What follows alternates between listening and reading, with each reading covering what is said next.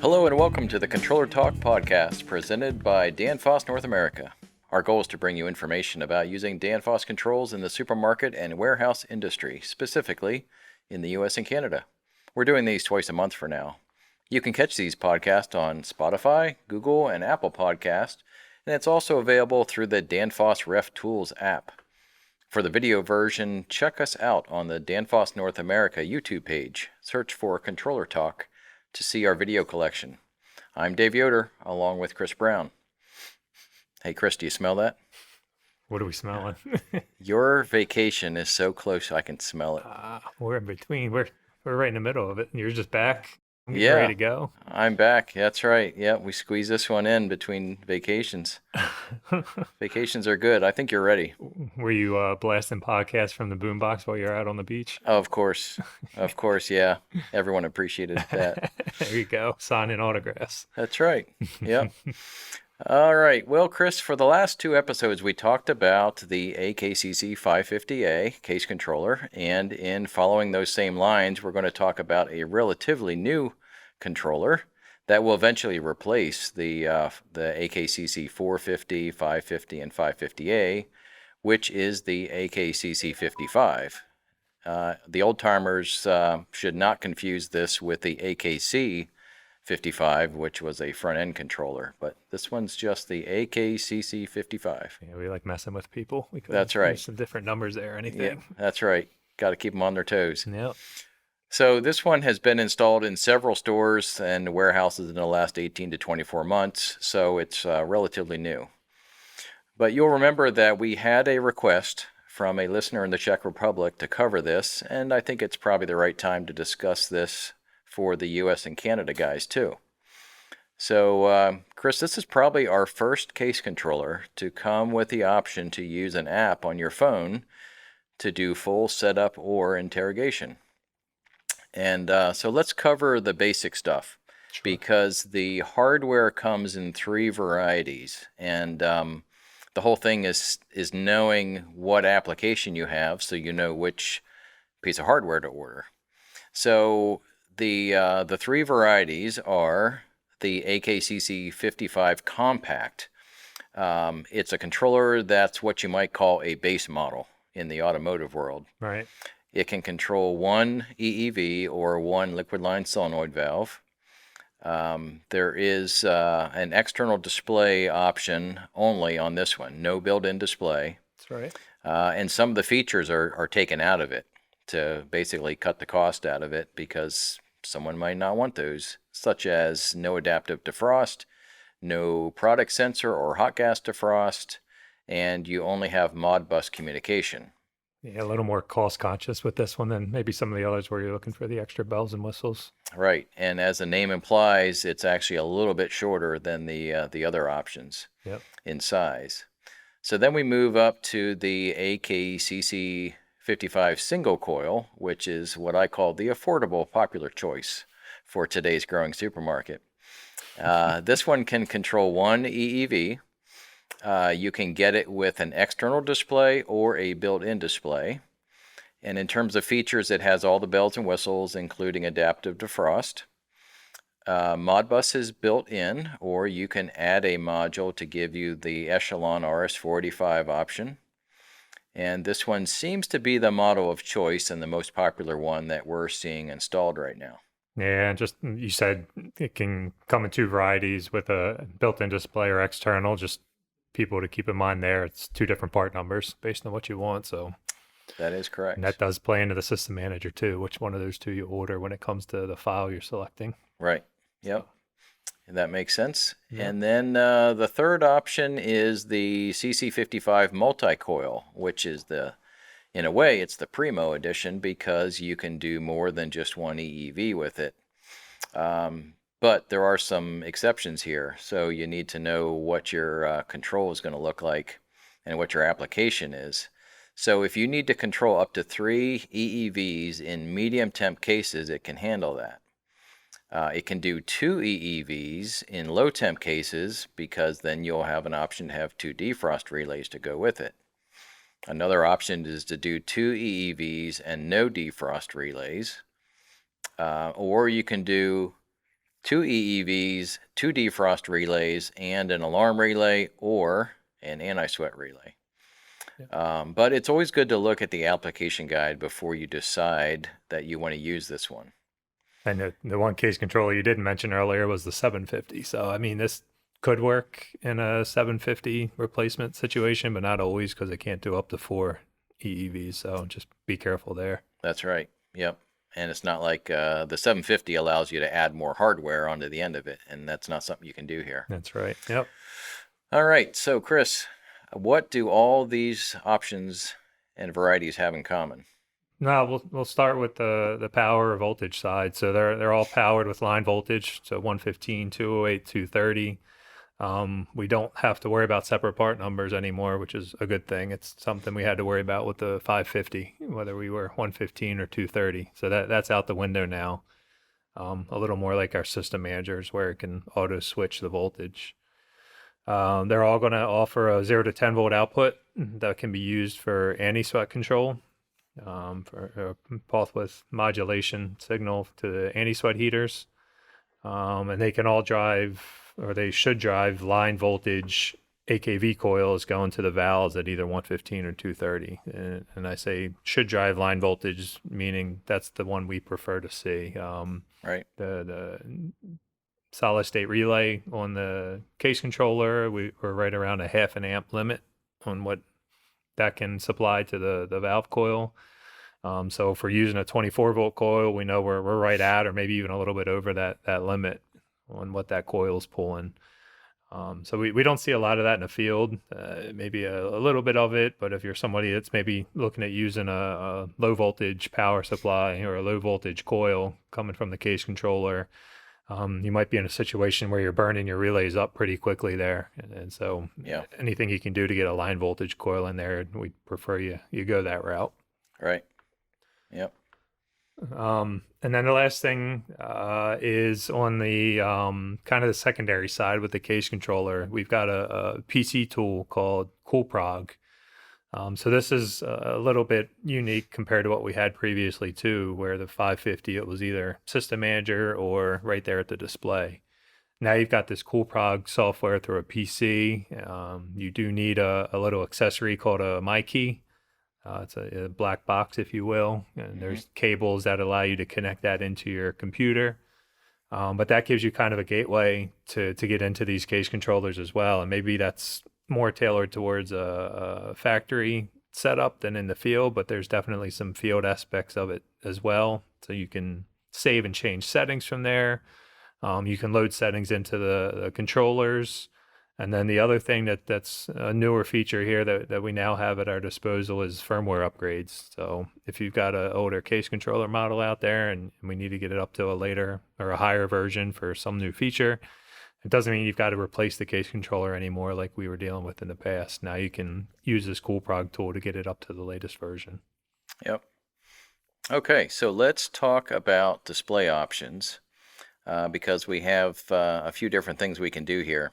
So you can have no display, but you still need a display to at least get you through the startup, and you at least need to get an address into it, assuming that you're going to tie it into a system manager. Yep.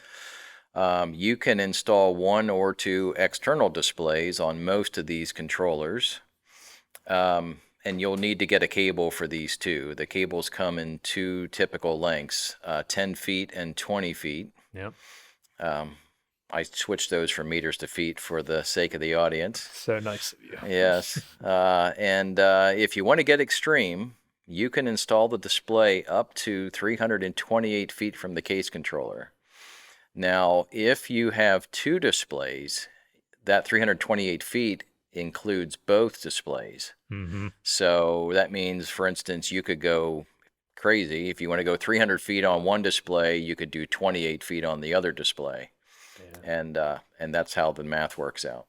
Yeah, realistically, it's going to be down the case. I don't see that coming into play too often. So I would agree. Yep. Now, for the single coil, you can order it with the display built into the cover. And this display has the readout, of course, and buttons on there that let you make changes. Right. The external displays come in 3 options. We have one called the info display, which has the readout but no buttons. So it's kind of like a read-only situation. Yep. And then we have one called the set display, which has the readout, but it also has buttons on it to let you navigate through the menus. And then the last one is the Bluetooth display. Now, this is the one all the cool kids have right now. Yep. So, Chris, let's talk a little bit more about that one. Yep. And just real quick, none of these are coming as a package deal with the controller. They're always going to be something you order separate from the controller part number itself. So just to mention that. But yeah, the Bluetooth display is kind of the new thing for us, and a lot of positive feedback from people. They really like being able to get to it right there at the case. It makes it easy for them. So you're using an application on your phone, an app called AK-CC55 Connect. It's a pretty quick app. I don't know if you've used it before, I'm sure. Yeah. But Yep. you get in and out of it pretty quick, and it's got a lot of information in it as well. So it makes it a really nice tool to have, especially on startups, I'd say. So you can walk up to the case controller's Bluetooth display, open the app on your phone, and then there's going to be a Bluetooth button on that Bluetooth display that you hold in for 3 seconds and then tell the app to connect to that specific CC55 from there. And then it's almost endless possibilities with what you can do. I mean, you can put the case in defrosts, your cleaning modes, you can start and stop it. You can bring up graphs of the temperature to see what inputs and outputs you have in there. You can make your normal parameter changes. And then you can do other things too. Again, going back to the startup scenario, if you set one of these up, you can save that to a file on your phone so that when you hit the next case controller, you can just take that same setup and dump it right in there. So I think we've always kind of leaned towards using the system manager to get our settings into our case controllers, but I'm starting to see more people maybe shy away from that a little bit and doing more this route where they set it up with their phone, save it, and then they go to other similar cases and can load it in from there. Yep. And I've noticed on my Android, because I hang on to my Android phone, of course, No comment. There's no issue with running other Bluetooth devices at the same time. Yeah. So I've run 2 other Bluetooth devices plus the app talking to the display, and no issue there. Can't speak for the iPhone, but it might work. And if you've got multiple that you've enabled it on for some reason, you should get a list, I think, in the software that allows you to pick which one you want to connect to. Right. You can pick by address. Yep, exactly. Yep, that's right. All right. So I have to ask this question, Chris. Yes. What if some punk decides to put the app on his phone and then walk around the store and start messing with your cases? We have planned for that situation. Okay. So typically these are going to be a normal case controller in a supermarket. It's going to be wired back to our system manager. So the system manager actually has a lockout feature built into it. And so as long as the case controllers are online with the system manager, then that's going to allow you to lock people out at that level. And so somebody that wants to get in using this app, they're going to have to first go into the system manager and make sure they unlock that setting, and then they can do what we just talked about from there. Right. It's almost like the default is to lock them out, and you only unlock them when you're going to be in there working. Yeah, play it safe, and yep, exactly. Yeah. Menu structure in the when you're looking at this, it's very similar to the 550, 550A, and the 450 a little bit when we're talking about the CC55 itself.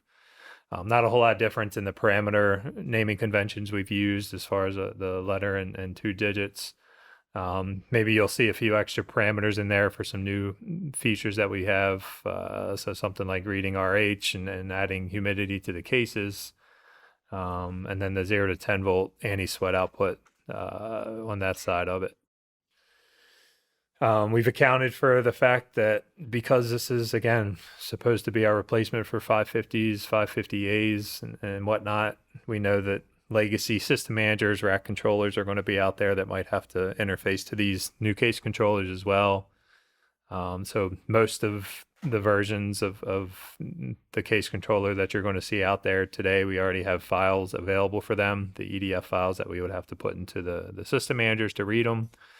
We have the three right now today where we're at is we've had three releases. I think at least three, maybe more, but three that come to mind for this. So a 1.3, a 1.5, and a 1.7 version. Yep.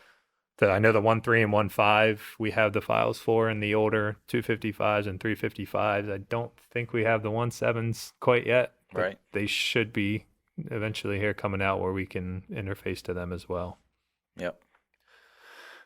So I think it just really, if you know you have a store coming up that's going to have these new case controllers coming in them, just do a little bit of homework until you're comfortable with them. So, I mean, make sure you know exactly what part number case controller you're getting. Again, the 4082s, 4083s are both the single evap case controller, one with the built-in display, one without. But that is going to play into what selection you make in the system manager program if you're building it that way.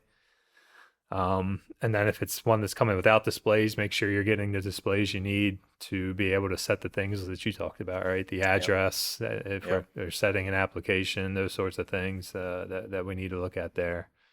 And again, we definitely push the Bluetooth display. We think it has some value there. So if you're looking at what display you should pick, I would lean towards that Bluetooth display.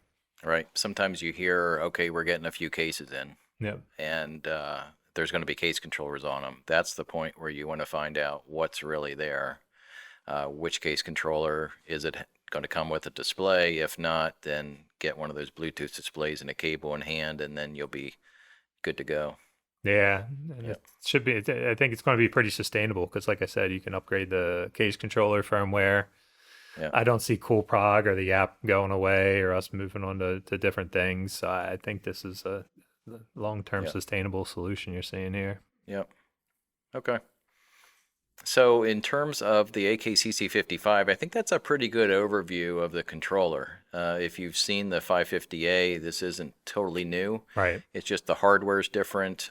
Some more options come with it, that sort of thing. Yep. So, I've seen these installed for a few years now, and it seems like the reliability is pretty good. I think the track record is good on these. Yep. And I got to say, the app is pretty sweet. Agreed. I was going to use the word sexy, but I think the sensor will catch that.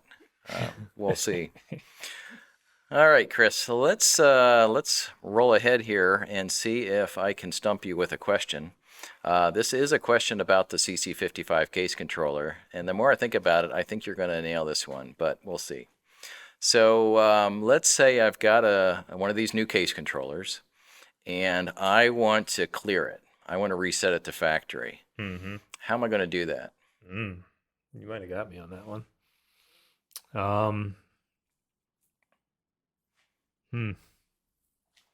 Oh, I sense a stump here. Yeah, I mean, I have the 550, 210s. I'm thinking we're holding buttons in and power cycling.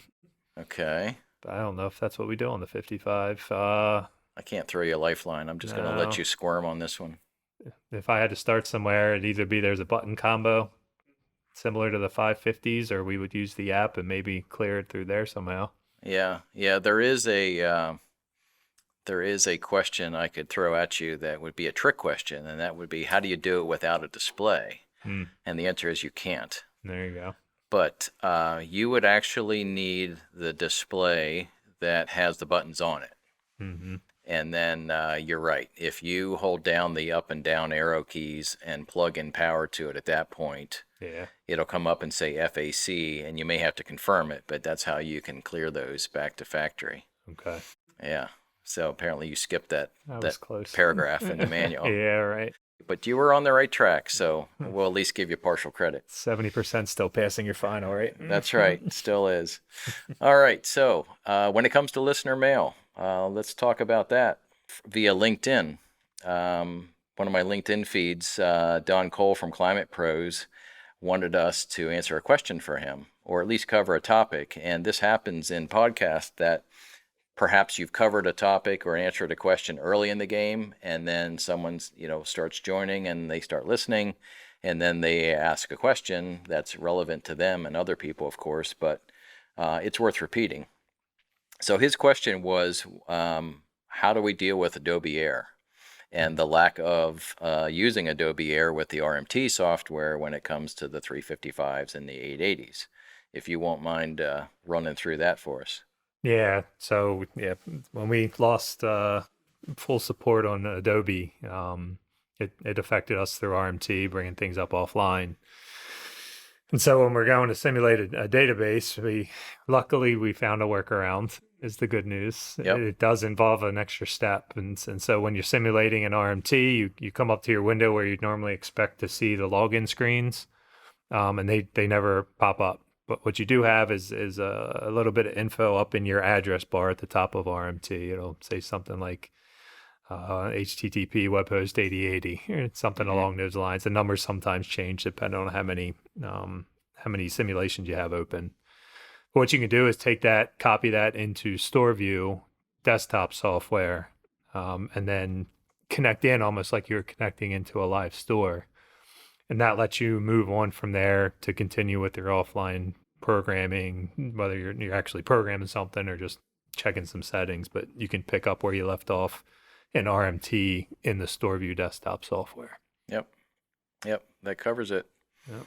Okay, so if you would like to drop us an email with a suggestion for topics to cover or question, comment, you can always email us at ControllerTalkNorthAmerica@danfoss.com.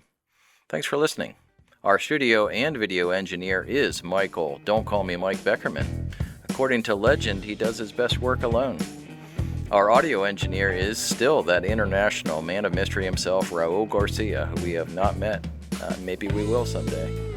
And our Romanian rotational global intern is Maria, but I think she left us for parts unknown. Who knows? So she will henceforth get no recognition for this one. Until next time, for Chris Brown, I'm Dave Yoder. Stay cool.